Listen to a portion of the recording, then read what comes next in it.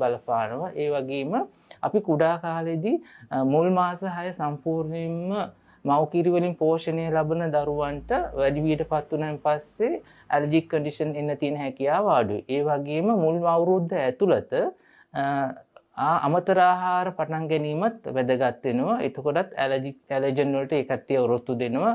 Allergic වෙන conditions අඩුයි. ඒ වගේම අපි දැන් කුඩා කාලේදී අපේ දරුවන්ගේ පරිසරය ගොඩක් වෙලාවට ගොඩක්ම ස්ටෙරයිල් නැත්නම් එහෙම නැත්නම් පිරිසිදුවම තියාගන්න බලනවා.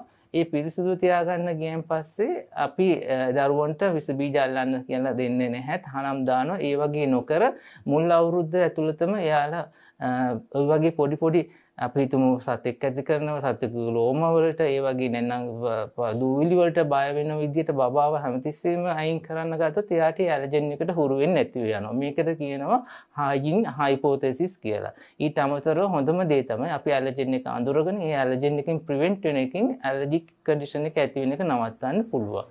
ඒ වගේම ඔබ දැනගත යුතු කරුණක් තියෙනවා. සමහර කන්ඩිෂන් ඇලර්ජික් වගේ පෙවුනට ඒක ඇලර්ජික්ම නෙවෙයි. ඒ කන්ඩිෂන් තමයි දැන් ඔබට ආහාරයක් ගත්තන් පස්සේ ෆුඩ් පොයිසනින් වගේ රෝග ලක්ෂණ එන්න පුළුවන්. ඒක ඇලර්ජික් කන්ඩිෂන් එකක් නෙවෙයි. ඒ වගේම සමහරක් වෙලාවට ඔබගේ වටේ තියෙන පරිසරයේ උෂ්ණත්වය වෙනස් වීම ඔබ හිතමු අධික සීතලට ගියාම ඇඟේ වෙනස්කම් දක්වන්න පුළුවන්. අධික රස්නෙට ගියාම ඉරේඩියට ගියාම ඇඟේ වෙනස්කම් දක්වන්න පුළුවන්. ඇඟ රබ් වුණාම ෆ්‍රික්ෂන් වුණාම නැත්නම් එක එක ස්පර්ශ වීම තුලින් ඇඟේ වෙනස්කම් දක්වන්න පුළුවන්. ඒවා ඇලර්ජික් රියැක්ෂන්ස් නෙමෙයි. ඇලර්ජික් නිසා ඇලර්ජන් රියැක්ෂන් නිසා අසාත්මිකතා දිගටම තියෙනකොට ඇතිවන රෝගී තත්ත්වයක් තියෙනවා. ඒ වගේ තත්ත්ව එකක් තමයි ඇස්මා නැත්නම් ඇදුම රෝගය. ඒ වගේම ඉක්සීමා කියන දද වගේ කන්ඩිෂන්ස් දිගටම පවතින්න පුළුවන්.